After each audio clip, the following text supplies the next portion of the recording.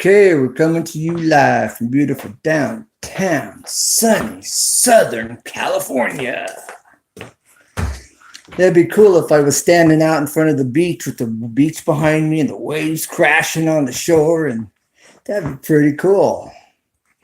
Except for the beach is like 2.5, no, 2 hours, about 2 hours roughly away from where I'm at, although it's not terribly too far. Maybe one of these days I could get down there to do that. I think that would be really cool. Hang out at the beach. Superman is in Heroes in the house. All right, today, here in just a few minutes here, since a few more people show up, I have a 69 Mustang. It's a total, complete fixer-upper. And I'd actually sell it. It's a stick shift. And so here in a few minutes or in a little bit, as soon as we get, I don't know, see how many people show up, 2, 3, 4 people. We'll do that. I'm also going to be talking about something your videos very well may be put in a place. It's another YouTube channel called Are You Clip. It's another YouTube channel. It's just not called YouTube. And it's in another country. So I will tell you more about that when I get a few more people in. Looks like we've got 2 people in the house. We've got Superman, the hero, in the house. And I'm going to go get my glasses so I can see the screen to read it. Because sometimes, I don't know, my eyes don't get focused. A Sane Auto, it looks like we're in the house. This is an extension of Insane Friends. Victor, who's in the house right now. When I met Victor here on YouTube, I ran across his video, and I'm going, Victor, this guy has a high-end, top-notch videos. And I'm thinking he should have, 5,000, 10, 20,000 people, subscribers. But he was just starting out. And I'm not sure how long he's been here on YouTube. But he's been here for a while. So anyways, I started shouting him out and going, man, you have some high-end, top-notch car show videos. And we kind of play tag a little bit, he's busy, I'm busy, he's doing his channel, I'm doing my channel, we're busy. And next thing I know, I look up, and his channel, he's taking off, man. He's spreading his wings. He's starting to fly. I mean, Victor Sane or Sane Auto here, his channel's just taking off. He's really doing really, really well, like I expected him. And, so if you haven't seen Sane Auto's car show videos, he's got some amazing video footage of some very high-end, very nice old school cars. He has some very nice videos of some newer cars. And I'm not going to tell you what they are. You got to go see what he's got. And it'll be worth your time, and you'll be glad you went over to his channel and watched his car show videos. Almost a tongue twister. Anyways, so that's Victor Sane or Sane Auto. Hashtag Insane Friends. Oh, thumbs up, by the way, there, Victor, for coming up insane. That kind of goes racing, people say you're crazy if you're racing. You're insane, or that was insane, dude. And I used to have a 68 RT Charger. It had a rebuilt motor, mild cam. It had to have a 4-barrel, had to have headers. That was just standard equipment on those cars. 70s in the, 670s in the front, 60s in the back. I'm talking about tires. The width of my tires were 60s in the back with 70s on the front. And I could cruise down the freeway. And for you young guys out there, you're not going to believe what I'm getting ready to say, but Victor can verify it.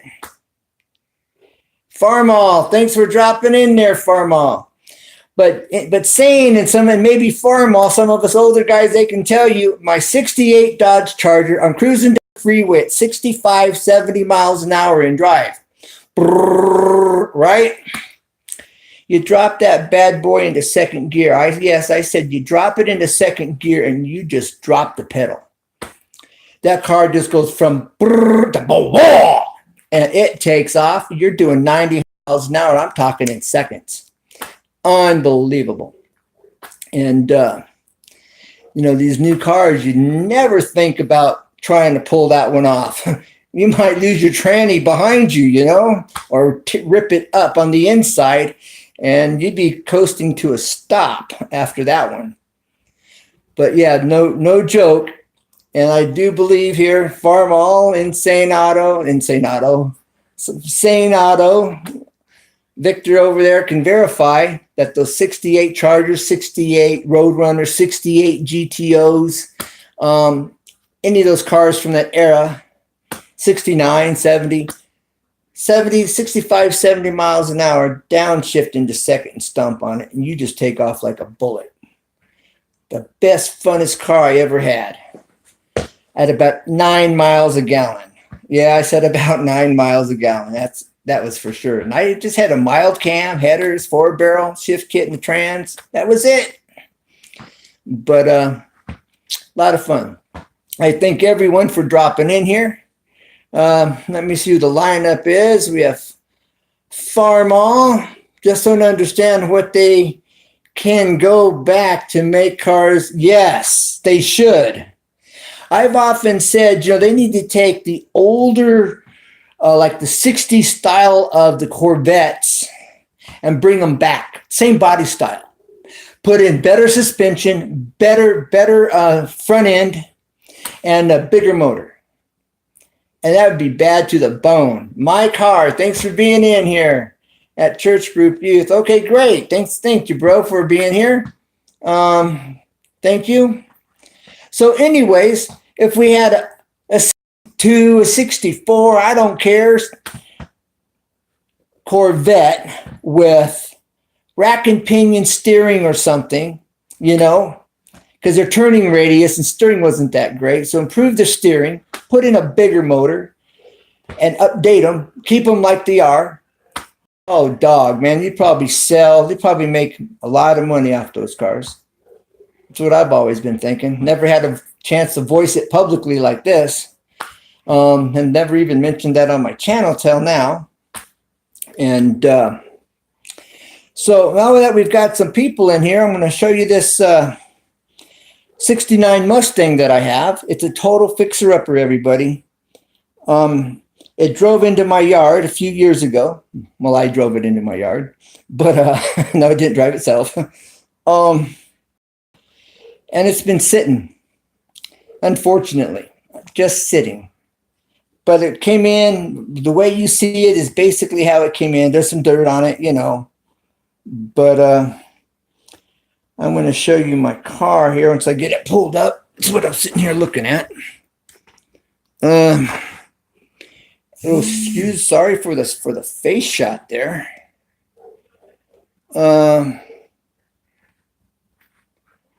Let me see. Trying to get this set up here, guys. Sorry about that. I've lost a few people, it looks like.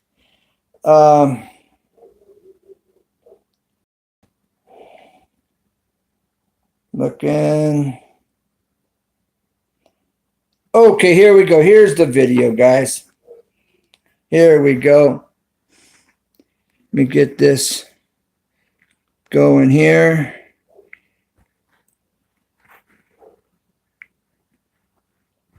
All right, let me get this camera turned around.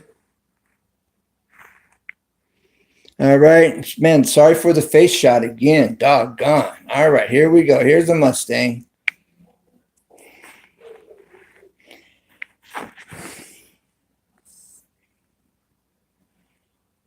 All right, 69 Mustang. Fill it in the rear. Here's the gas cap. Look at that. How cool is that, everybody? No matter on which side of the pump you park. You can pump on either side of the pump.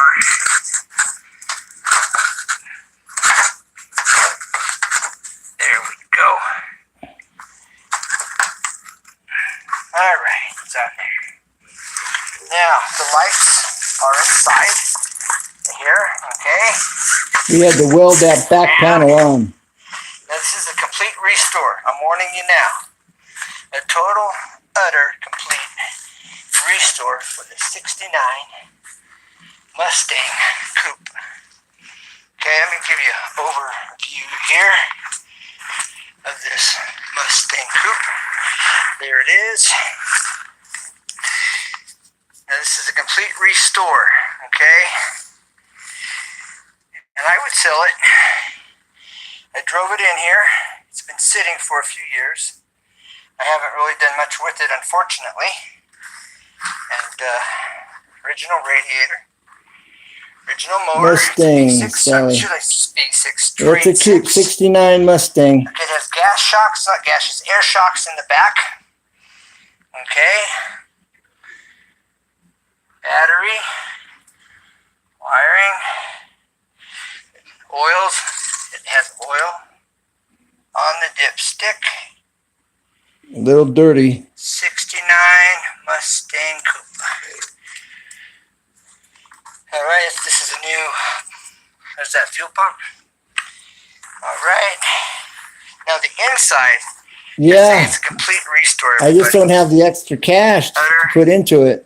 Complete restore. There's the grill. It said I didn't have it. That's the grill. All right, here's the dash. Okay, it's been sanded down before I ever got it.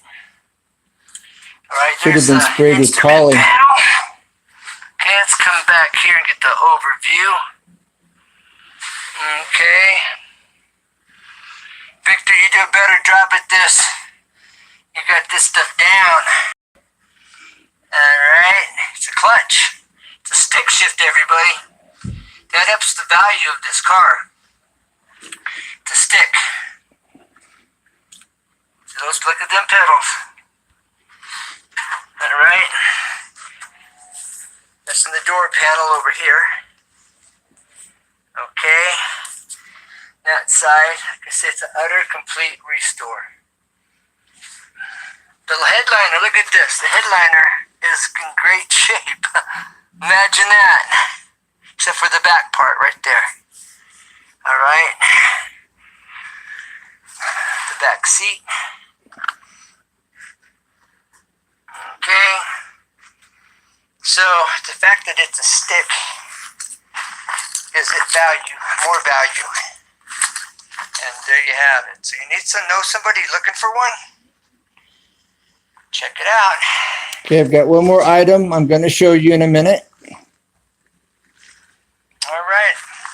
Now, I have this trailer. This 60-something trailer I got.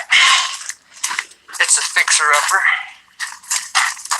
It's better, much better condition.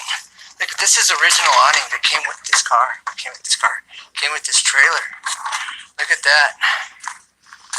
This is the overview of the trailer. Okay. For those of you that are into these trailers, the inside is in it's in decent, somewhat, it's in okay, fair condition. But it's definitely a fixer as well. All right, I'd say I'd sell them. All right, the door needs work, of course. You can see that. Okay. Well,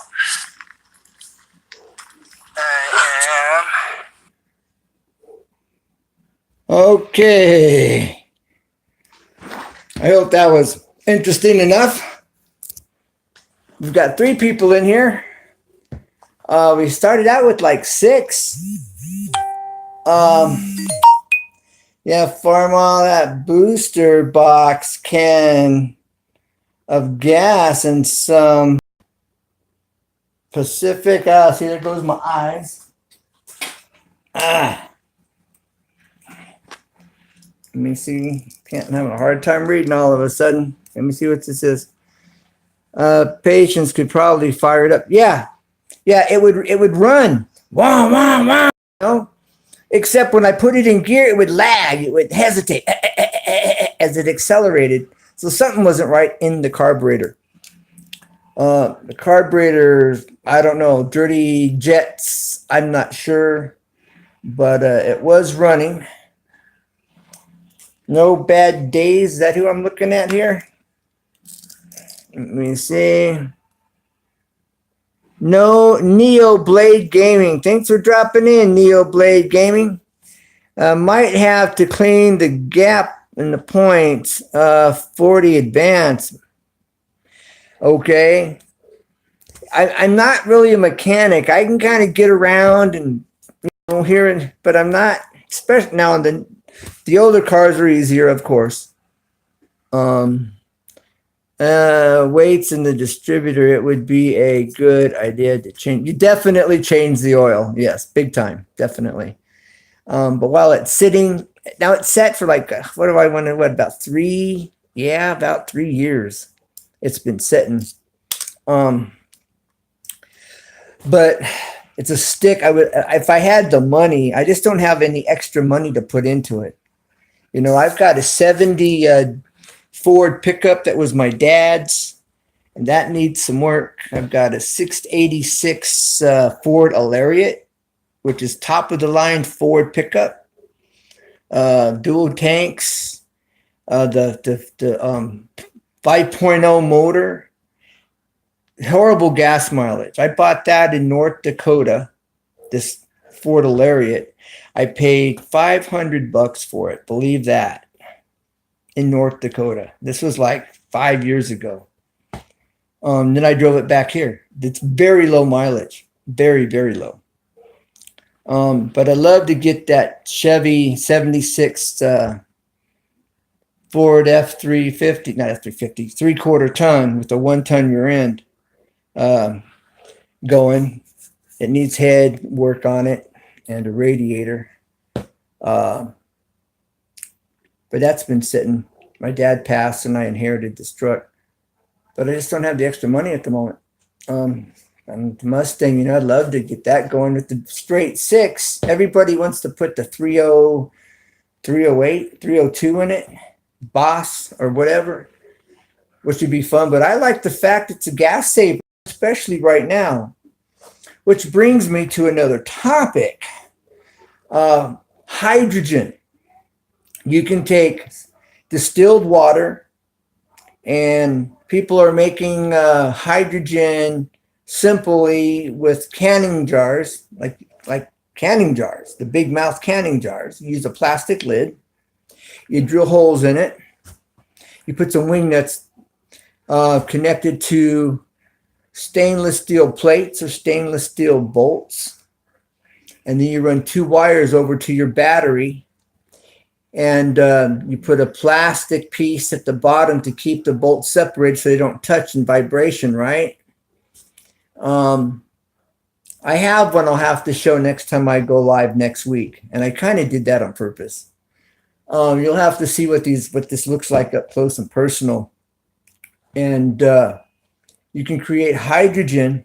And you put a 90-degree drip line tube that goes to your intake manifold. And it gives you a better burn.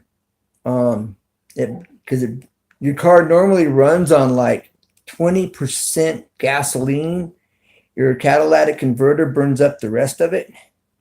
But with the hydrogen it's self-propelled because it's pressurized in the container, in this canning jar, whatever you use. And then it pushes itself. And then you've got the intake drawing it in, mixing with the gas, and you get a total burn. Your gas completely burns. What I learned with that is I was driving I'm like 2.5, 3 hours from Vegas. And I would get there with about a half a tank, a little over a half a tank by the time I got to where I was going. When I put the hydrogen on my car, I got there with just a little over a quarter of a tank. I was getting 36 miles a gallon with the Dodge Dakota. 04 Dodge Dakota with the V6. It cut my mileage in half. I was getting 36 miles a gallon because I was getting 18 miles a gallon highway. And I was getting like 16 city. Terrible mileage in this little truck. I might as well have had a V8, you know, with the mileage I was getting with this Dakota. And I put this hydrogen on it, and I'd get 36 miles a gallon highway. Unbelievable. I have a video of this truck. It's down in my list of videos. But next week, I will have that in my live stream. Might have to clean the gap. Yeah, it's an old message. All right, that's from Saint Otto. Someone's here. Thank you for being here. Who's ever still here with me? We started out with like 5 people, 6 people at one point, and only one person showing up presently. So who's here presently? So I know who I'm talking to. Who am I talking to? Who's still hanging out? So those that watch this after the live stream, I'll get back to the story in just a second. And it's a true story. Who's with me? Are you able to comment? Are you able to comment? I don't see a comment. Maybe you're unable to comment. Maybe you are. Oh, it's you. Okay, bro. You're still here. Good. Thank you for still being here, bro. So, because you're the only one that's showing up. There may be someone else and they're not showing up, but you're the only one showing. Okay, so anyways, getting back to my story. My Dodge Dakota was getting 18 miles a gallon highway. I put on the hydrogen. I drilled a hole in my intake right before my throttle body in the plastic. And you put I put a brass fitting in there. I put my tube on it that came from the device, from the canning jar. This canning jar with the stainless steel in it, all set up to create hydrogen. That canning jar, or that system, that unit, is called electrolyzer. You can Google electrolyzers and it should come up. Now you can go to water, the number 4, gas.com. They do this with stainless steel wire wrapped around. They wrapped around plexiglass, but it's not plexiglass. It's the other stuff. But like I said, you can use stainless steel plates, like switch plates for your house, stainless steel ones for like commercial. You can use stainless steel bolts. It just has to be stainless steel. And Water for Gas sells these kits now that it comes with a water bottle and this little unit with stainless steel plates in it. And it's all set up, and they've really dialed it in really nice. And they run anywhere from $100 up, but you can still make them yourself and put them on your car. Some people are using PVC pipe, like 4-inch PVC pipe, putting their stainless steel plates down inside, coming up through the top with the wing nuts and bolts that you hook wires to that go to your battery.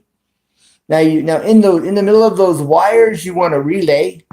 So when you turn your car off, it shuts it off, right? You also want a fuse connected. So if something shorts out or whatever, the fuse blows. Those are your safety features. You also go from in the ones way up, not the modified ones that they now have, but making it yourself. You have a tube that goes down in your electrolyzer and it sits in the top of the lid, and it catches the hydrogen that's being created as the water is being separated. The hydrogen oxygen is being separated out of it, and it goes through the tube. Well, this tube goes down into a water bottle. Then it bubbles up to the top of the water bottle, pressurizes that, and then you've got another tube just in the top of that water bottle, and it goes into the intake manifold. So if anything happens in that electrolyzer or in the midst of it, the only thing that blows is your water bottle. Backfire, whatever. It all stops right there. The water bottle is your safety feature. And that's in my video that I will have to put in my description. If you take the time to go down through my videos towards the bottom of my videos, you'll find my video on the hydrogen on my truck, and you'll see the water bottle. You'll see the electrolyzer set up with the canning jar. Actually, it was a pickle jar at that point. And in the pickle jar, the metal lid,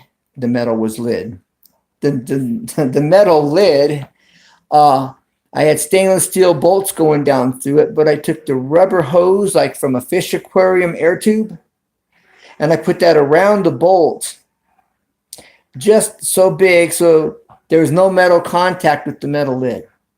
That rubber tube protected it on each side. Then I used nylon washers, top and bottom, so I could sandwich it down and hold it in place. And then at the bottom, I had a piece of plastic holding the two ends of your stainless steel bolts down here at the bottom of it. So just in case they happen to vibrate and touch, I'm told you do not want to do that for obvious reasons. That's the homemade electrolyzer. Like I say, they've gotten pretty dialed in and have them modified and like professionally made now. And people aren't really talking about it that are doing it. Presently, I don't have a vehicle set up with it. Not presently. But I have had, and it works really, really well, like I'm telling you. There are some people, believe it or not, are running on 3% gasoline, and that's real. They're not talking about it. But they're running on 3% gas. How are they doing that? You got to create a larger volume of hydrogen. So what do they use? Stainless steel tubes, like a 4-inch or a 5-inch and a 4-inch inside. And all that surface area of that tube is separating out the hydrogen and the oxygen from the water. Now you need baking soda to make it happen. Baking soda is the catalyst that makes it all happen. 12 volts, distilled water, baking soda, stainless steel. You're separating hydrogen from oxygen. You could even use a little 12-volt pack that plugs in the wall to your stainless steel in your water with your baking soda, and you'll see these little micro bubbles bubbling off the stainless steel, and that's where the hydrogen and oxygen is being separated. Is right there, and you see it. It's just a little 12-volt pack you just plug in the wall. You could do that and just test it for yourself, I ran this on my truck for 1.5 years. Then I got rid of the truck. A friend had it. He drove it for a while. And then he ended up, I don't think he was comfortable. I drove it for 1.5 years, had no issues. And it ran fine. It gave me great gas mileage, no issues. Now, what I haven't mentioned is you have to go into your map sensor, and there is a map sensor controller that has potentiometers, which are like volume control knobs. Okay, and you retard the gas flow because it's got to get hooked up to your map sensor box, the end in your under your hood. Okay, and you go to your map sensor and you put one on negative, one on positive. No, one on negative, one on positive, and one on the intermittent. You have an intermittent controller there, and you go to the intermittent and you hook up the one of the wires there. And Joe MacGyver, there's my friend. There's my friend Joe. He's got a new channel, and he's my friend that lives down the road that has the windmill and the going brain dead, the solar, the off grid. And if you don't know who he is, he's brand new. And so go show him some love. Check out his channel. Give him some thumbs up, some comments. Get to know him. He's a good guy. He's always doing things, And he pulls me into a lot of his stuff, and we get it figured out. But Joe will have a good channel. I'm here to tell you. He'll have an interesting channel, Joe MacGyver. And he's a MacGyver. Let me tell you. He MacGyvers it. And he's a big help to me, let me tell you.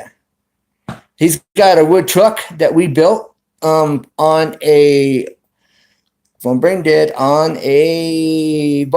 Pan. We built a wooden truck cab, and he put it on a Volkswagen Pan. That's something, Victor, you might like to check out. Probably most people like to check that out. It's like one of a kind. And it was his idea. He just said, "Hey, Ken, could you think you could do this?" I'm going, I've never done that. Let's figure it out. And Joe and I figured it out. He drew me a picture, and I'm going, I think we could do that, And we got it done. All right. Well, now that Victor, Joe on his channel, he's got a brand new channel. We just got it set up yesterday. We built a truck that's on a Volkswagen Pan. And he's showing it. We're going to have to do a better job, of showing his wooden truck on a Volkswagen Pan. But he's got a rough video up right now that'll give you an idea. But it's a wooden truck cab that we built. And he's got it up on his channel right now today. And he's brand new. And so you might want to check him out. He does all kinds of stuff, car work, and like I said, he's off grid, and he's got his solar system set up and a wind turbine and all of that good stuff. So anyways, this hydrogen really works. And I was just talking about it and giving quite a bit of information on it. Victor, if you're still here, I might want to replay it. I was mentioning water4gas.com. You can get these modified professional setups nowadays. You can also do it from scratch, using a canning jar, stainless steel, bolts, plates, and 12 volts in your battery, and the baking soda makes it all work. And baking soda in the water is where you get the separation. Without the baking soda, it don't work. So when the Mythbusters said, it don't work, I think our government paid them to make sure it didn't work. They did. They left out the baking soda, the most important part. But you want distilled water, and the reason you want to use distilled water with hydrogen is because you get a lot of mineral buildup at the bottom, because on mine, my bolts are about this far off the bottom, okay? This is the top of my bolt, and the bottom of the jar is like about here, but you get the sediment at the bottom of it after a month or so. and then it will build up right into your stainless steel. And so you got to pour that off, put the water back in, add a little more water. You want like about 1.5 teaspoons of baking soda to a pint of water, and no more than really 2 tablespoons of baking soda in your water when you're doing this, because it gets too hot. If it gets too hot, then you get less hydrogen production. So the balance is about 1.5 teaspoons of baking soda to a quart of water. And the other thing, when you do this, when you make this electrolyzer, you want an air gap. The water should be down here, and you want about 1.5 inches, 2 inches of an air gap between the top of the lid and the level of the water. Okay, so that way you got where it builds pressure, and then it pushes itself through because it's self-propelled. So that's the hydrogen. Next week we can talk more about the hydrogen and more details, some links to this hydrogen where you can make it yourself or buy a complete unit ready to go. And it truly, really works. Remember, you want to tie into your map sensor so you can retard the gas flow that the computer's designed to create. So you got to dial it back to where your car almost stalls, starts sputtering, and starts to spit. You turn it back to where till it smooths out. When it smooths out, you stop. And because you've got your hydrogen supplementing, instead of you're burning 20% gasoline going into your motor, you're now burning 100% of that gasoline going into your motor, and your catalytic converter burns clean. Your exhaust smells clean. I'm here to tell you, it's amazing. I just don't have a vehicle right now set up on it. It saves you money, and it really does work. So that's how that goes. Anybody else in here tonight?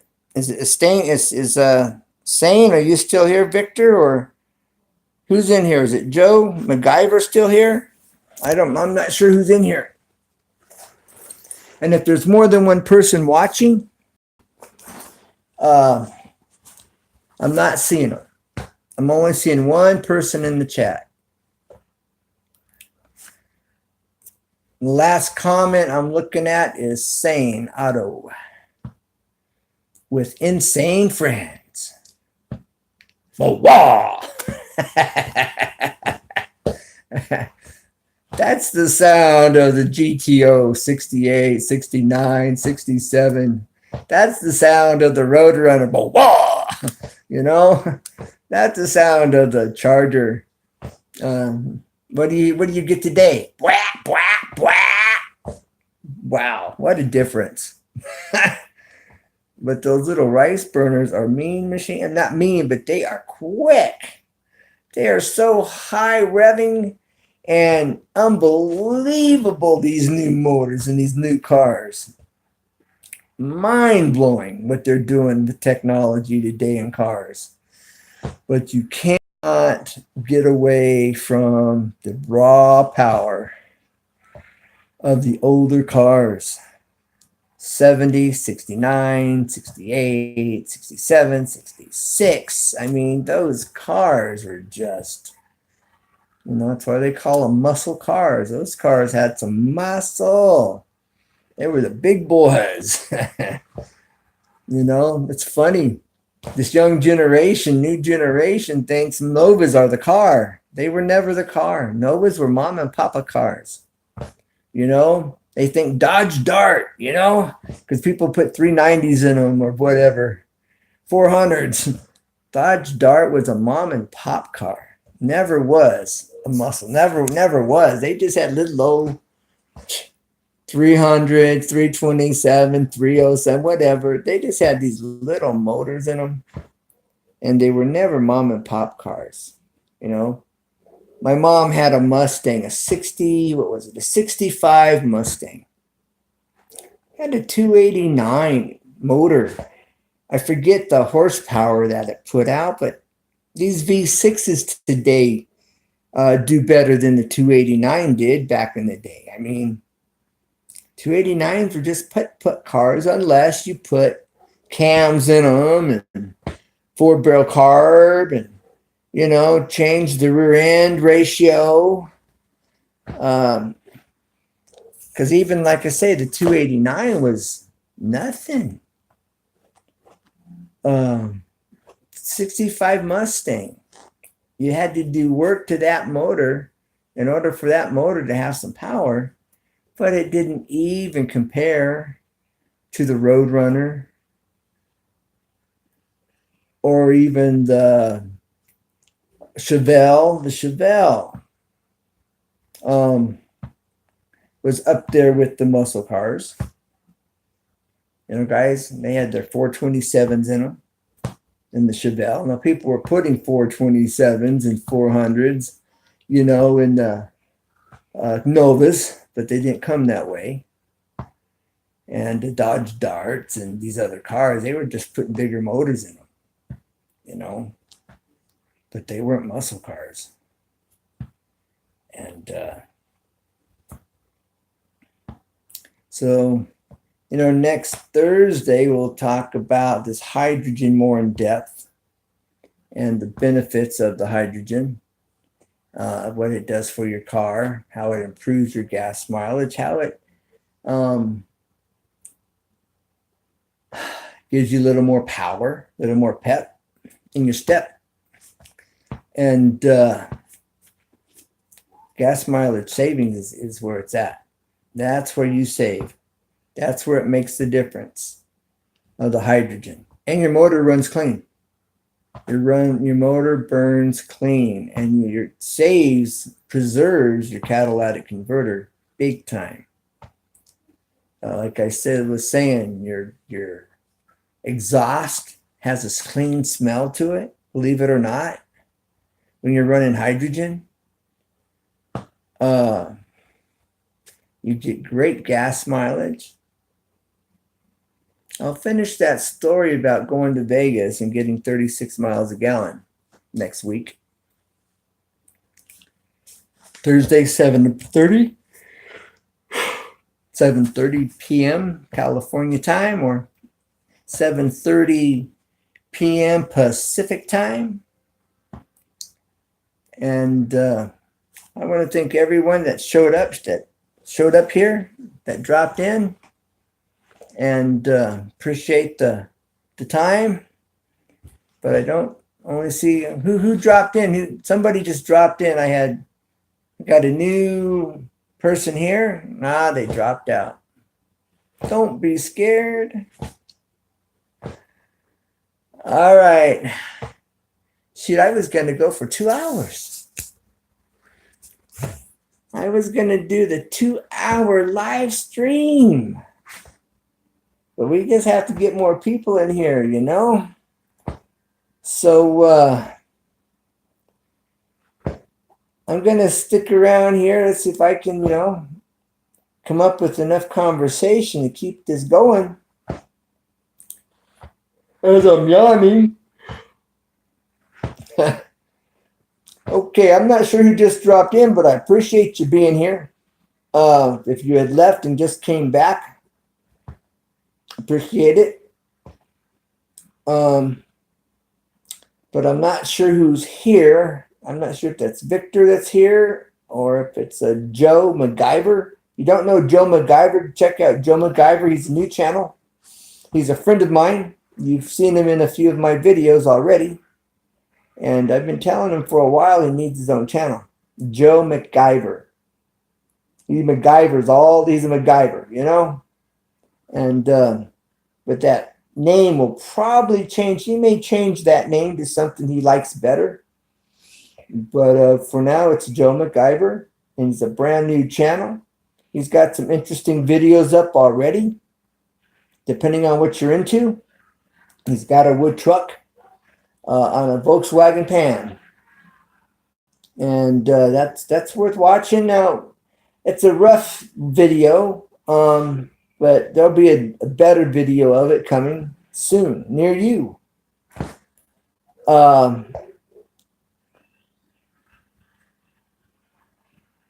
I'm trying to see who's here. Hold on, let me put on my glasses. I'm not sure who. I can't. Must be the lighting or my eyes get jacked up after looking at the screen. I don't know, but Truth Freeze. So good that you're sharing how-tos. Well, you're welcome, Truth Freeze. Thanks for being here. Just talking about, you probably heard it, fine.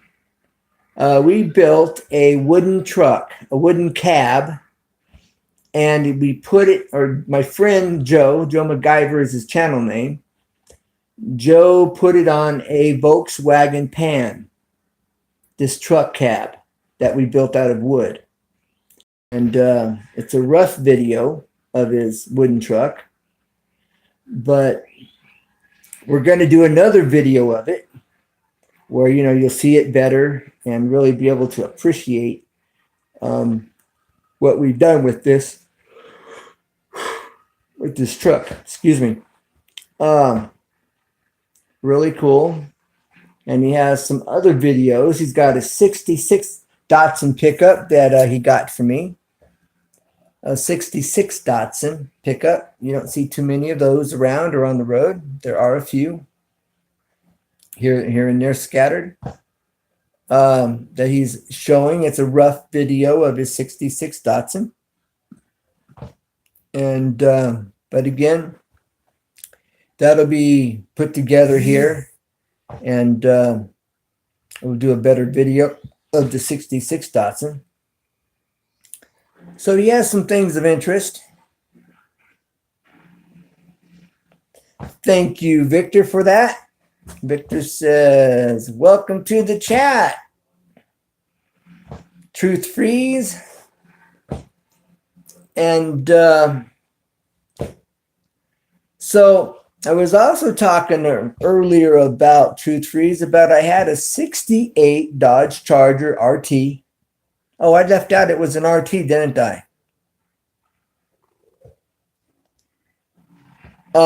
This was a RT, 68 RT Dodge Charger with the honeycomb taillights. I left that out too.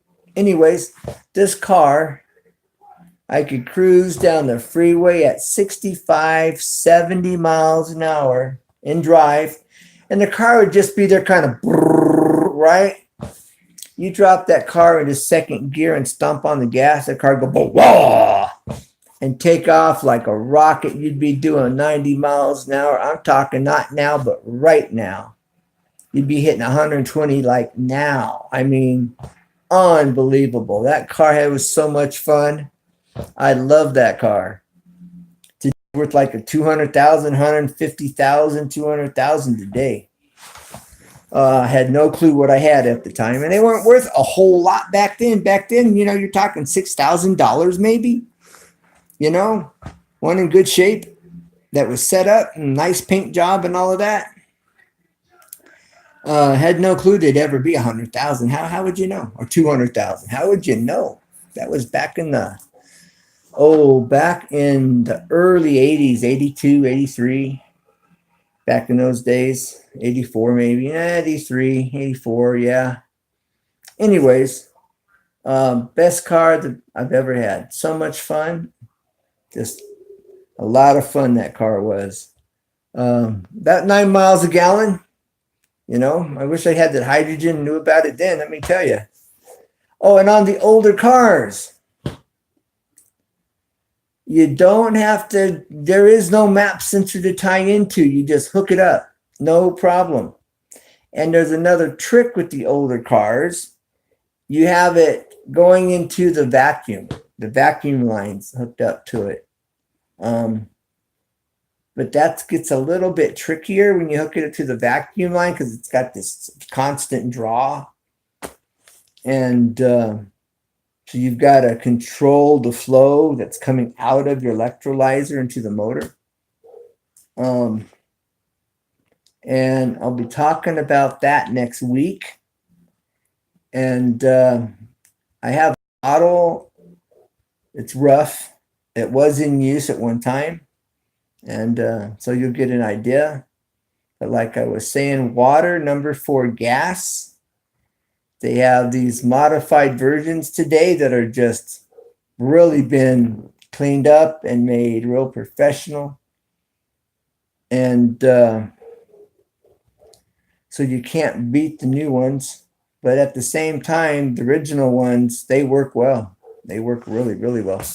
My dog keeps going off. I need to see if he's barking at neighbors, another dog, or somebody hanging out by my fence. It shouldn't be, you know?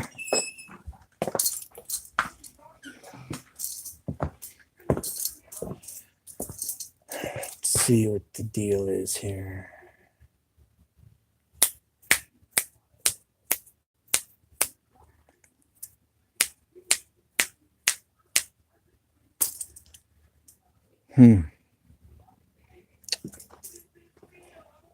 Let's see if he stops barking.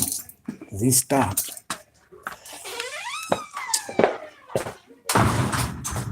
All right.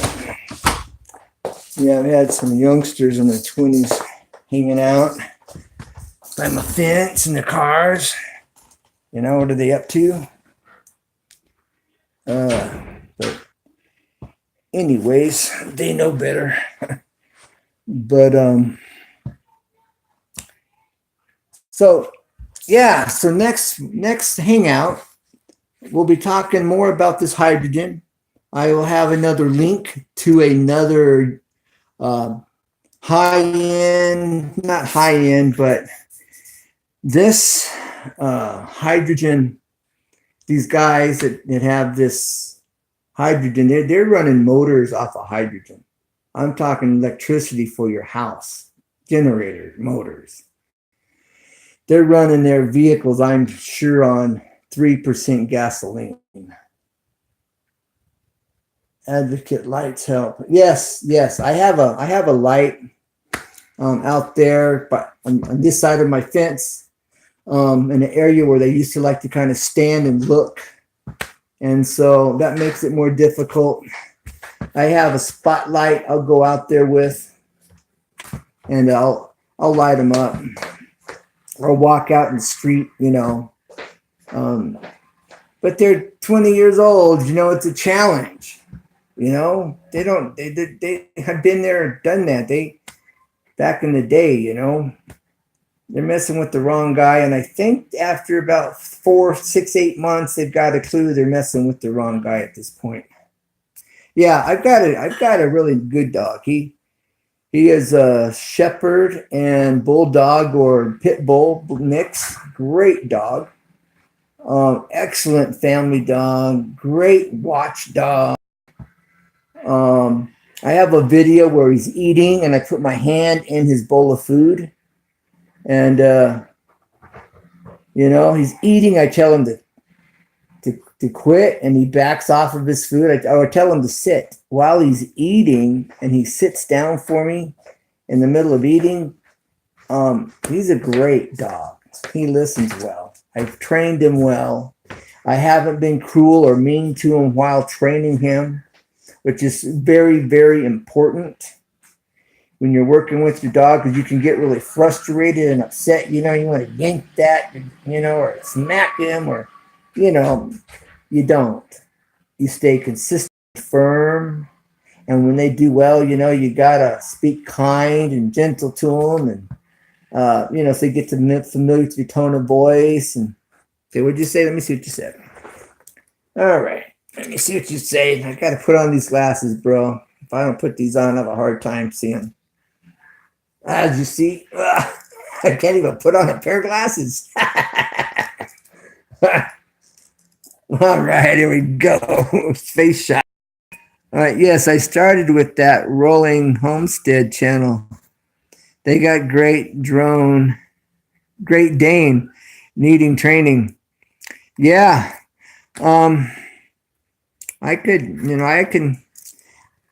I know a little bit about that. Like I said, I've worked with my dog, and I've exercised that with him. When I first got him, my dog was 6 months old, and I put a rope around or a leash around him, and I bring it around the back of my body, and I would hold the leash with this hand and bring it around my back and I would hold it next to his, I'd give him about 6 inches of lead from my hand, and I would walk him down here by my thigh.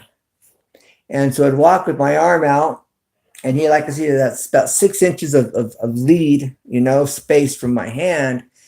And I would make sure that his neck right here would stay next to my thigh as I walked. And I'd stop, and I kind of give him a little yank and tell him, whoa, or stop, or whatever. I forget what I would say to him now. And I'd stop, I'd give him a little yank, tell him no, or whoa, and that command, and I'd give him some leash, and I'd take a step away from him. I never told him he could move. And so I would let him have the leash while I held and took one step up. And if he started to move, I'd tell him no, give him a little firm yank back, telling him no firmly. And I'd step back with him. And I'd take another step, not saying anything to him, just one step forward. And I did that until he got it. And when he got it, you praise him. Good boy, that's a boy, good boy, and you praise him. And he was 6 months old when I got him and not trained.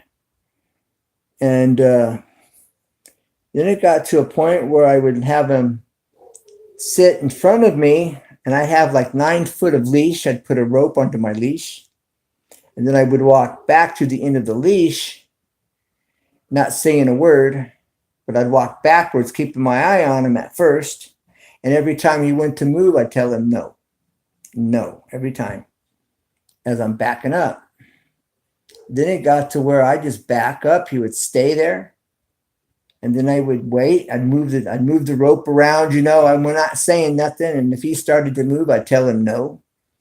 And when I got to the point where I could move that rope around, his leash, and he wasn't moving, then I would tell him, all right, come on, boy. And he'd come, and I'd praise him, and we'd do it again. But that's where it started. And I had another dog that, excuse me, I had another dog I got. He was starving all the time, and didn't trust nobody, and he you put food down, he was okay. You could have the food in your hand in the bowl. As soon as you put that bowl on the ground, it was his food, and you weren't going to touch it. He would rip your hand off. Literally, he would have chewed, you would have bit, you would have got seriously hurt. And night, right or night? What am I seeing? Night or right? Night. What about night? Oh, good night, Truth Free. Oh, so Victor's still here. All right. Thank you, Victor, for hanging out with me, for being here. Good night, Truth Free, and good. Thanks for being here. Thanks for your time. Next Thursday, 7:30 p.m. Pacific time or California time. I would like to go to about 9:30 or longer. If everything's going well and there's a bunch of people, we're hanging out, and 9:30, 10:30 my time, until somebody comes along that takes that time slot.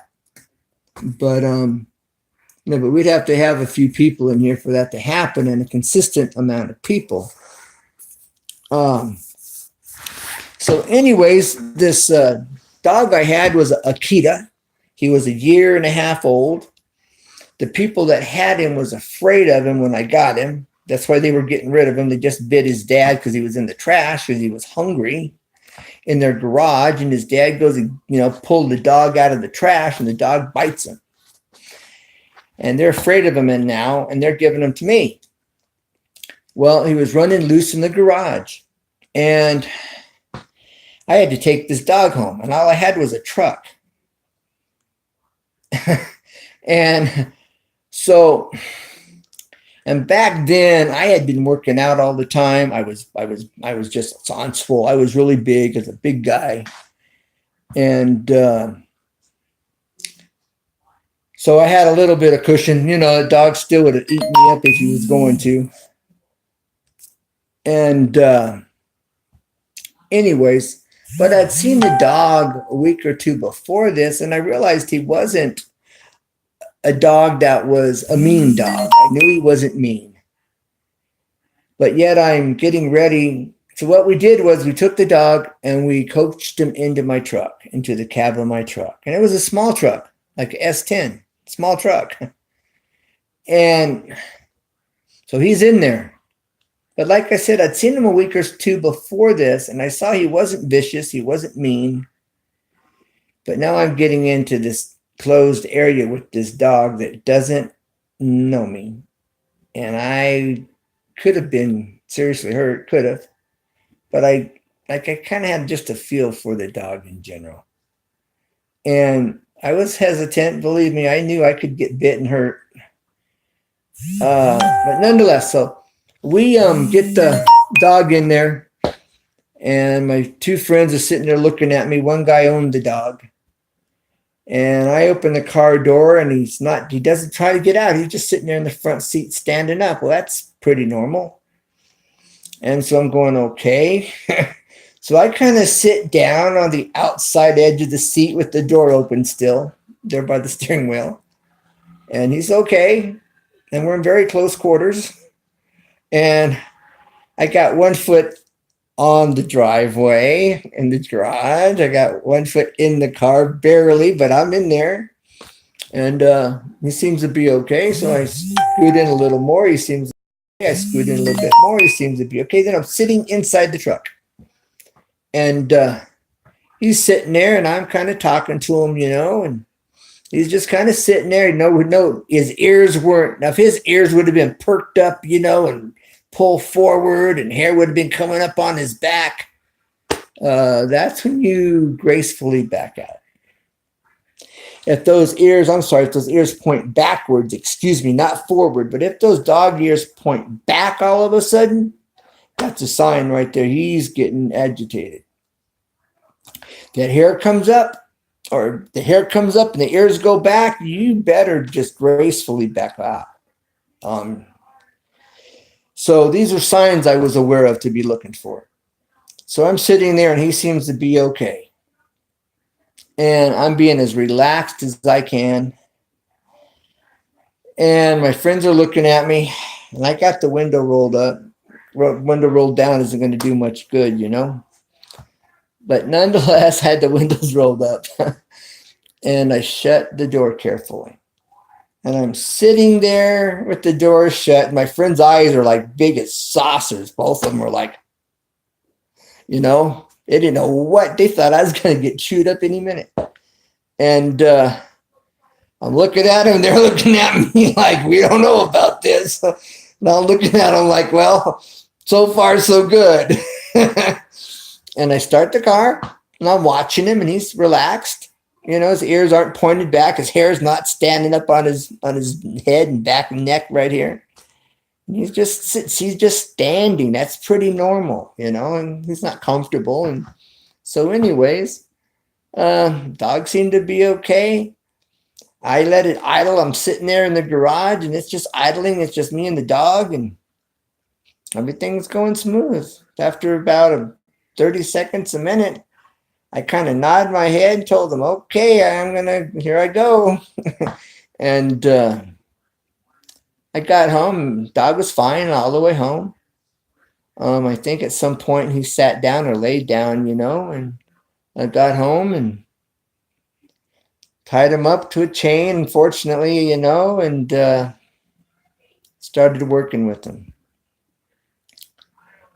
I noticed, you know, I would take the food, I'd put it in my hand, and I would hold the food in my hand, and I would put it to his face, and he would smell it, smell my hand. Then he would start kind of licking, and I would gradually like open a finger, and he could lick out a couple pieces of dog food. Then I would open up a few more fingers, you know, and so you could get more food that way. And then pretty soon I've got my hand kind of cupped and partially open, and he would take the food out, And then I would just open my hand completely up, and it finished eating what was in my hand. And I'd do that 2 or 3 times. And then I would hold the bowl in my hand, and I would put it in front of him, and he'd smell it and kind of look at it, pull his head back, kind of look at it, pull his head back. Well, I held it, and I'd hold it till he started eating. He'd put his head in the bowl, and he'd actually start to eat. And after he took 3, 4 bites of the food, I'd set the bowl on the ground. And I'd be talking to him the whole time I'm doing this. I'm talking to him. That's a boy. Good boy. That's a boy. Yeah. Good stuff. And I'd just be talking to the dog. And soon as I put that bowl on the ground, I would lightly just kind of stroke his shoulders back here, right between his shoulder blades, right behind his head, where he couldn't really spin around and get me. I could pull my hand back. I felt like anyway before I could get bit. Hair would go up on his back of his neck. And I would pull my hand away, and I would still stand there. I'd hold my ground. I'd stand there and talk to him. And then I would talk. After I talked to him for a few minutes, I'd walk away. And I did this every day. Well, about a month later or so, I could actually pet him, and he would tolerate it, and the hair would kind of go up on his back. And sometimes his ears would even drop back a little bit, and I'm talking to him. And then I realized I got to a point where I took his feeding bowl, and he was on a chain, so I'd bring him out to the end of his chain.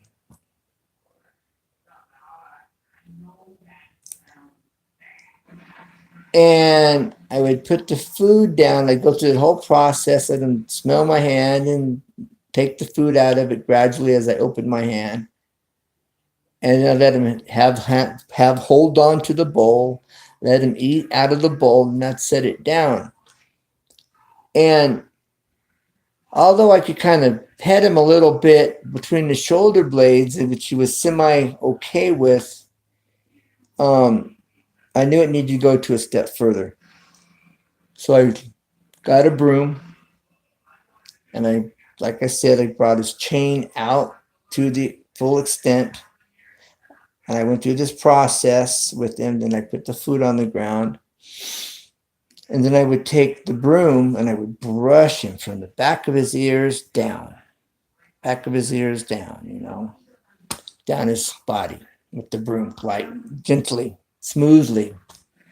And I talked to him, good boy, that's good boy. Yeah, good stuff. And I just talked to him. And he would growl. First the hair would go back, ears would go back, hair would go up, ears would go back. And he'd pause, and he'd be growling, starting to growl. And I was talking to him, good boy, yeah, good stuff, yeah, it's okay, yeah. And I'd just be talking to him, and he would start to have a fit. And then one day I'm petting him, and he's growling, he's biting, and he just diving his face into this bowl, like biting into the food real aggressively. And I'm gently just kind of stroking his body with the bristles of the broom. And I'm doing it at an angle, And he whipped around and got a mouthful of bristles from that broom. And I continued, said, whoa, let him got a little firm. And told him, whoa, no, boy, no. And then I'm going, it's okay. And he was just foaming at the mouth, having a fit. He didn't want to be bothered. This is his territory. This is his food. Leave me alone. And I continued to do this every day. The next day he's growling and biting he did not ever spin around to bit into those bristles on the broom. That was one time. but he would still foam at the mouth and bark and, and bite, throw his face into the bowl and have a fit. But he was realizing that he was okay. Even though he was pitching a fit, he knew that it was okay. And finally, it must have taken me 3 months, I'd say, working with this dog just about every day in the morning when I fed him. Before he could be eating, once I could stroke his coat from the back of his ears down across his body to his tail, and he wasn't just standing there tense. He was actually just kind of standing there, maybe a little hair raised on the back of his neck a little bit. Major improvement, night and day difference. Major improvement. One day I was standing next to him while he was eating, fairly close, but at the end of his leash. Okay. And he just seemed to be okay with me being there. And I reached over and on the top of his head, where he couldn't really get me if he was to bite, I just kind of stroked the top of his head a little bit between his ears. And no hair went up on his neck. His ears didn't go back. He was just kind of standing there like, what do I do kind of thing. And I thought, okay, so I stood there, just kind of scratched his head, rubbed his head a little bit. First time. That was so cool. That was such a victory. And months of labor to get there, but so worth it. And I'd say after 3 months or so, this dog, he could eat. I would put my hand like down on the side of his face and I'd test the water. That way he couldn't bite me if he tried. But I don't think I ever actually put my hand in his bowl. I wasn't comfortable with taking that risk at that point. And it may have been just fine. But the fact that I could pet him while he ate, standing next to him while he ate. Too bad I didn't have a YouTube channel then. I would have loved to videotape this experience. And being able to show people, look, you can have a dog like this. And it's been months of work, but the process is so worth it. So I'm sharing this information with someone that hopefully comes here after the live stream, comes here after the live stream. And even if they're surfing through the video, they come to this point and they listen to it because it's something that they're having issues with their dog. And this works. It really does. Many people would have had that dog put down, but it went to the kennel and he probably would have died in the kennel. Then have been put to sleep. Great dog. Excellent. The best watchdog. One of the best watchdogs I've ever had was that dog right there. But I built that rapport and that developed that relationship with that dog. And it was worth it. It was worth it. So if you have a dog like that, you have the time to work with him. Remember, when you're feeding him, bring him out, put him on a leash, on a chain, whatever. Bring it to the end, and then put that bowl of food right there so he doesn't have nowhere to go. That's the end. He can't come forward and get you. So that's where you start. And then, like I said, I used a broom. Just kind of gently brushed him all the way to his tail, talking kind to him the whole time. Even when he was pitching a fit, sometimes it get verbally firm with him. No. I'd get, let him know from good boy. Yeah, it's good boy. Good stuff. Yeah, good stuff. Talk to him that way. And so they get used to that. How are we doing? Let me check to see who's in this. I got to put these glasses on because I can't see the chat. Okay, who's here? Susie's channel. Well, thanks for dropping in here, Susie's channel. I don't know if you're familiar with with insane friends. Sane Auto has a channel where he goes to car shows and he videotapes the cars in the car show. And he has some really great footage of old cars, old school cars, you know, Model Ts, A's, whatever, new cars, and everything in between. Anyways, this is an extension of Sane Auto. And I'm doing a live stream here representing that, as well as the community of Easy 2 Tips and Tricks, etc., or ECT, the abbreviation for. I'm thinking you're relatively a new friend here on YouTube.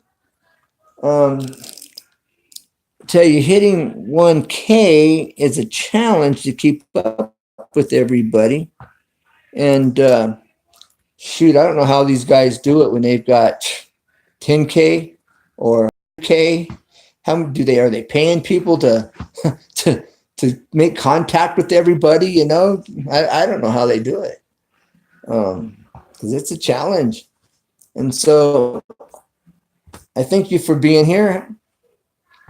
How long have you been on YouTube, and what's your channel about?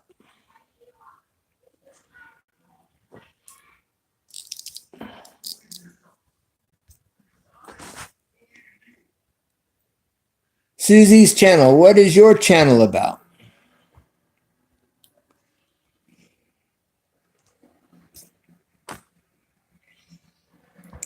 At the beginning of the channel, I have a 69 Mustang that's a total fixer-upper that I share, that I showed at the beginning of it. Okay, you've been on YouTube for 4 months. Okay. And what's your channel about? For those that come here after the live stream, check out Susie's channel. It's a gaming channel. All right. What's your game of choice, or what is your games of choice? Because I remember Pac-Man. I remember Space Invaders. We're talking from the 70s. Mario Brothers. But that's not 70s. But yeah, those are the games that I remember. Stuff like that. Galaga. Remember that? Galaga? But Asteroids. Remember Asteroids? Pac-Man. Miss Pac-Man. Okay, it's a gaming channel. So what is your games of choice, or your game of choice?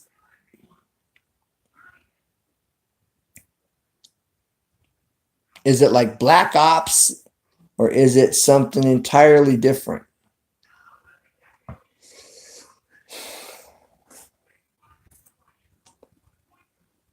Dead by Daylight Frontline, is that what that says? I don't think it says Frontline. It might. Fortnite. Dead by Daylight. Fortnite? Oh, Fortnite? Okay, no clue. No clue. I know my stepson, you know, he's played the zombies movie games, and he's you know, Black Ops, and they made a movie out of that other one. Not too long ago, they took that video game and made a movie out of it. I forget what it's called. Anyways, so I'm familiar with some of them, but well, that's cool. That's cool. 4 months.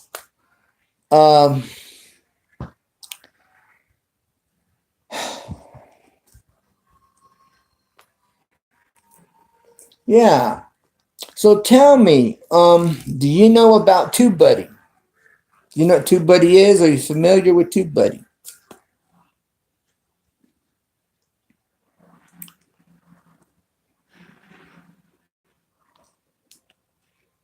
TubeBuddy helps you with your tags, coming up with better tag names for your description for your video that you've uploaded that night or that day or whenever you load them. It gives you things that people are searching for that's going to give you a better ranking for the search when you put your tags in. They have a Android version of TubeBuddy, and they have a laptop and desktop version. Yes, and it does a few more things as well. But you can go to the Google Play Store and download that to your cell phone if you have an Android, or if you have a laptop or a desktop, and you'll be so glad you did. Now, YouTube has Academy Creators, Creators Academy. What's that called now? Studio. Creators Academy Studio. It's free schooling here on YouTube. It educates you on how to build a better channel, how to have a better functioning channel, how to get set up to make money on YouTube. Yes, that's what my channel is about. Sharing info, whether it's how to build, how to create, how to do, information. That's what my channel is about. The Insane Friends is a hangout where we can talk about cars or talk about whatever. It's out of my general vein, of what I normally do. I was, and I hope to go back to it on Wednesday nights at 6 to 7 p.m. I was taking a class on the Constitution, and the instructor was allowing me to video the class live. And that way, if anybody had questions about the Constitution, you could ask them right there on the spot. And it was a free class, free. And that was out of my, genre is really not the right word, I don't think. But as far as my channel and what my channel is about in general is I've been working on putting in a shower tile in the shower, doing a shower, tiling it, and showing you every step of as much as I can with how to do the tile, how to tile a shower. I have it in my playlist. I think there's 22 or 27 videos, and I titled it All Aspects of Tiling a Shower. That's in my playlist. I bullnosed the shower curb on one shower. I've actually put a bullnose on the overhang at the bottom, on the shower curb. That's custom, something that I made myself. And I show you how I do it. I use a grinder with a smooth diamond blade on the shower curb when I did my bullnose, or round, that's more like a bullnose. So anyways, I'm doing all these different aspects of tiling a shower. I have a video where I made a wooden fork. Actually, I made two wooden forks. I made one out of oak and one out of pine. The one out of pine is just for looks. The wood's too soft. You can't use it, but it's a really cool design. Matter of fact, I can show you that fork I made. The oak fork, the one that you can actually use, it came out more like a spork. And I gave that spork that I made to a friend of mine here on YouTube. His name is Walker Outdoors. It's his channel. He's got a bunch of videos up. Let me show you that fork, the pine fork. You might like this. It's kind of cool and totally original. And I got to get it out of the showcase over here. I got it showcased in the showcase. This is my wooden fork. This side broke. The fourth tong broke off when I was making it because the pine's so soft. Okay, so I modified it. Okay, and this fork is for left hand or right hand. You see the slight curve. All right. It works well, okay, in the right hand as well as the left hand. So it really come out well. And that's it here. This is the overall view, side face view. It looks kind of deformed. It looks something like you'd see like an Alice in Wonderland or something. But I didn't plan it came out that way, you know, but it's great for left or right hand. And it fits your hand on either side. Well, I'll show you. This is my other hand before I put it away. It just looks deformed. But it works great for left or right hands. You know, fits really well.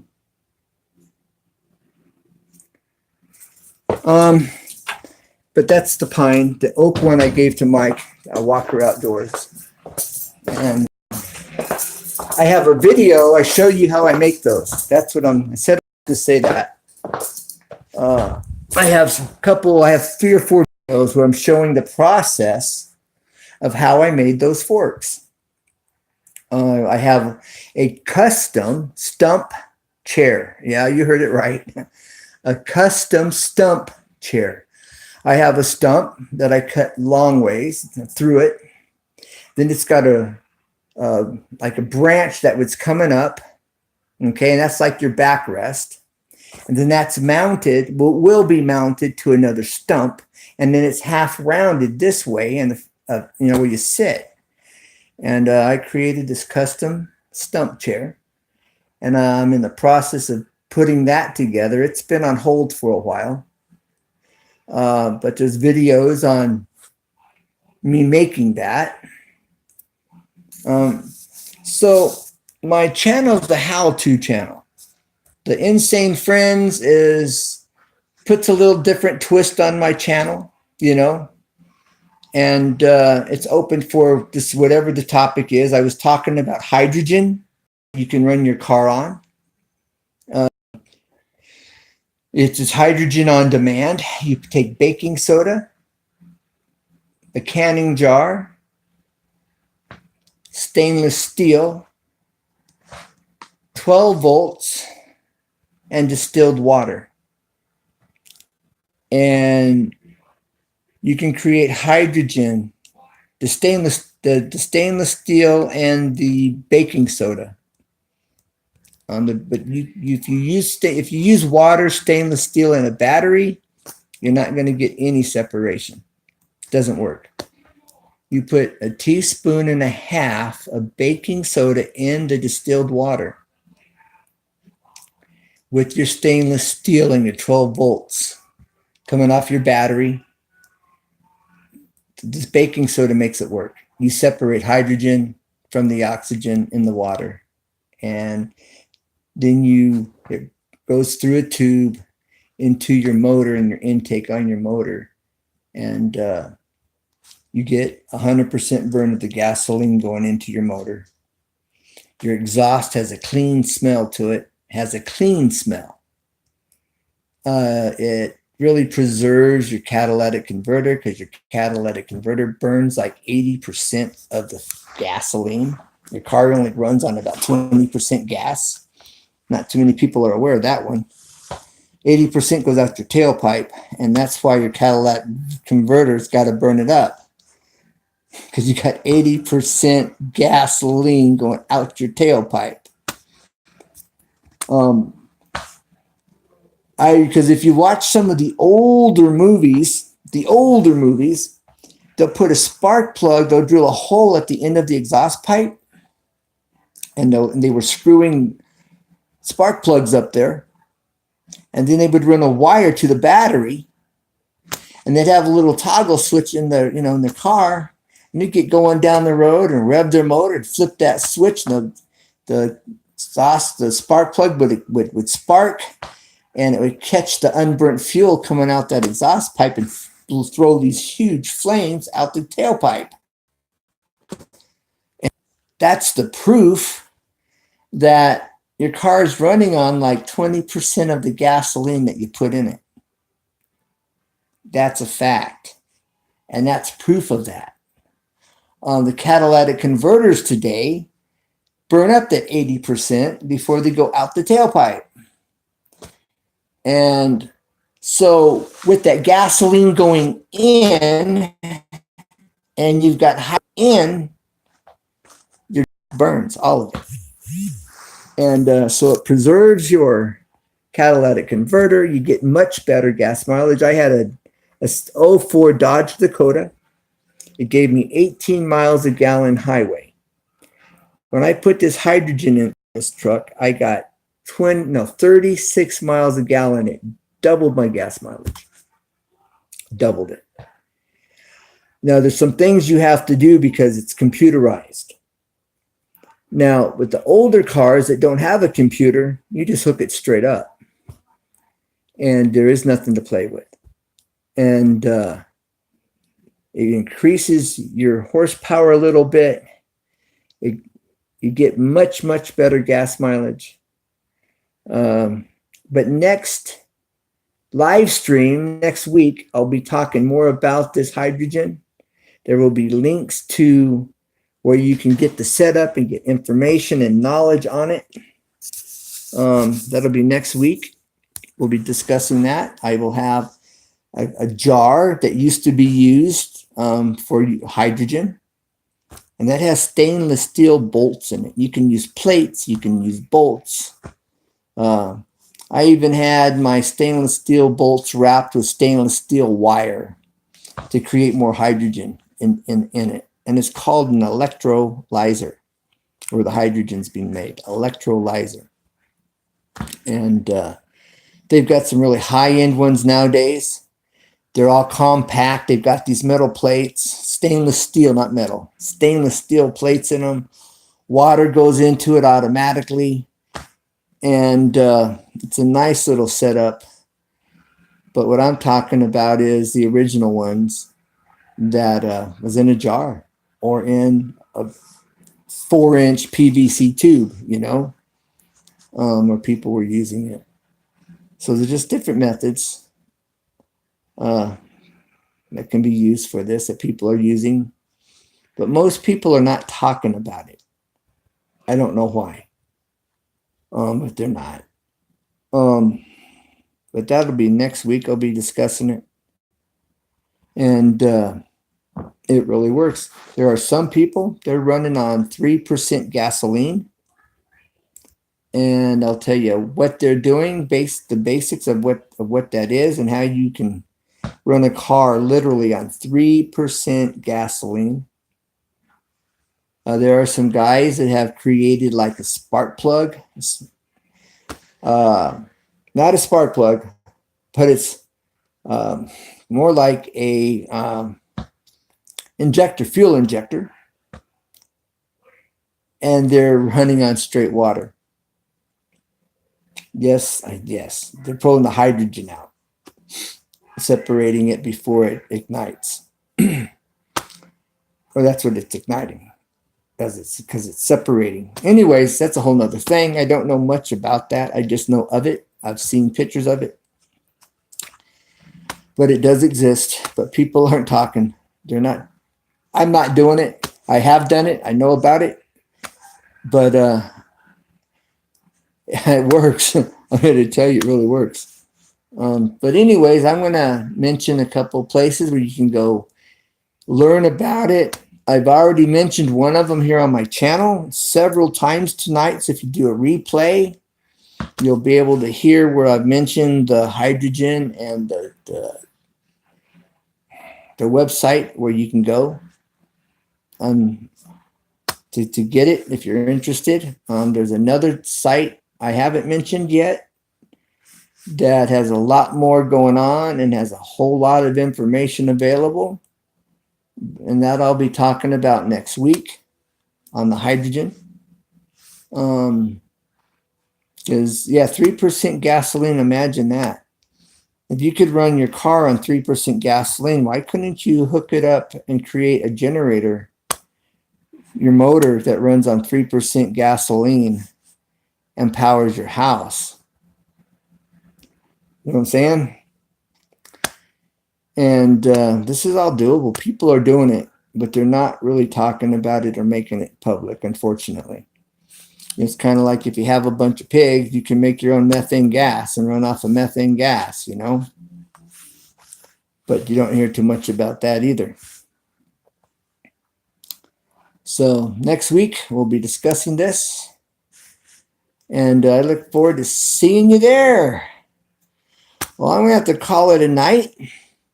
I've had a few people here, and I appreciate everyone that's been here. I look forward to seeing you next week. I hope to see more people, new people here. Now, if you haven't subscribed to my channel yet, hit the red words that say subscribe if you don't know. Either click on it with your arrow with your mouse, the words that say subscribe. Click on those words. If you're on a cell phone, tap on those words. A bell will appear. You'll get a bell, okay? A little bell. Then either put your arrow, hover over that bell and click on your mouse, or tap on it with your finger and you get parentheses around the bell, and then you won't miss any of my uploads. You won't miss any of my videos. And if you have a YouTube channel, then I look forward to getting to know you and your channel. You know, united we stand, united we're making it happen. You know, America's the greatest place on earth. Let's do the things that keep it great. Let's do the things that made it great. And this is one of them. You know, so let's help one another out. Let's share information. Let's share the knowledge. And let's keep America great. Let's do the things that it takes to make America great, that made America great. Let's keep those things. And it's a win-win-win for everybody. And no regrets. What a deal. All right. So on that note, share if you think it's good enough. Subscribe. Hit the bell. I call it ringing the bell. And leave a comment. And share. All right. So until then, I was getting ready to go. Who just dropped in? Somebody just dropped in. If somebody's dropping in, I was on my way out. But I'm stepping back in. Who's here? The door was open. I was stepping out. All right, I'm stepping back in. Who's here?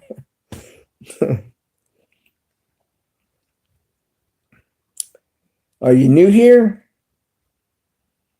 Are you able to comment? Oh, there's also another YouTube channel, another YouTube platform that I'm going to mention next week as well.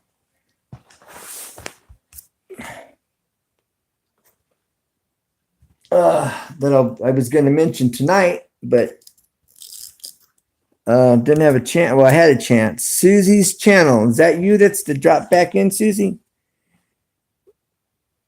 Good night. Have a great day. Who else is in here? Somebody just dropped in.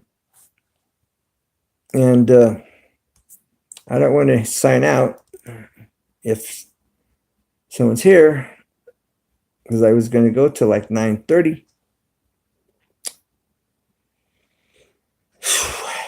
All right. If you hit the like, the thumbs up, appreciate it. Thank you. You're just unable to comment. Are you on that other platform coming out of Russia? Or over there somewhere?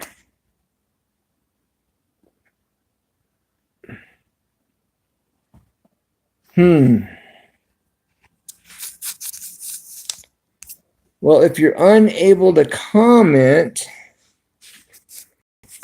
I hope you're doing okay. Hope you're having a good night. And I wonder where you're at or what device you're on that prevents you from commenting. I have no idea what country or what channel you might be coming from if you're unable to comment. So do a playback on the video and watch it from the beginning. You'll be able to see the whole thing and have a better understanding. Okay. Sane Auto has some cool car videos, car show videos. You might want to check out with the Insane Friends hashtag. So thank you very much for being here. If you can comment, please leave a comment in the comments. I appreciate your time. And look forward to hearing from you if you can't now, when you can. So don't be a stranger. Looking forward to hearing from you. I don't know if there's closed captions coming to you through this channel. I don't know. So, all right. God bless. Bye for now. And never give up, because there's always a way. Never give up. There's always a way. Okay. Keep it real. Bye for now. Your friend, Ken. All right. God bless. And thanks for being here. It means a lot.